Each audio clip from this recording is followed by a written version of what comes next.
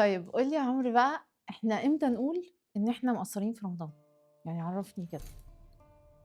ما فيش حاجة اسمها standard. يعني ممكن أكون أنا قدراتي دلوقتي أنا لا قدّر الله عملت حادثة وقاعد في السرير، أنا مش عارف أنزل قيام ليل، الدكتور مانعني من الصيام في دوّة، إمم.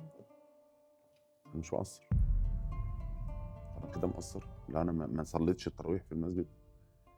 هي الست الوالدة لسه والدة قبل رمضان بكام يوم، هتعرف تعمل زي العادية؟ أوكي. أكيد لأ، يعني مش إمم. هتقدر تعمل زي العادية.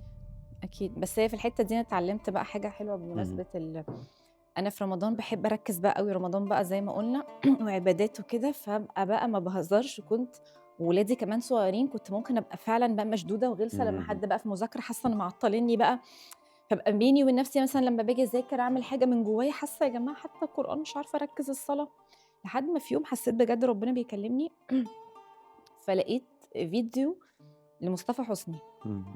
فكان بيقول أوقات الأم تبقى قاعدة عايزة تصلّي تقرا قرآن كده بالضبط بيكلمني، وييجي ابنها يقول لها أنا عايز حاجة مذاكرة وكذا، كذا، فالأم تتضايق وتبقى شايفة إن أنا كنت عايزة اهم.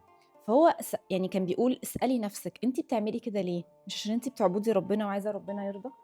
ربنا دلوقتي هيحب إيه أكتر، إنِّك تساعدي ابنِك اللي ما لوش غيرِك والّا إن أنتِ تقفي تصلّي قدّامه؟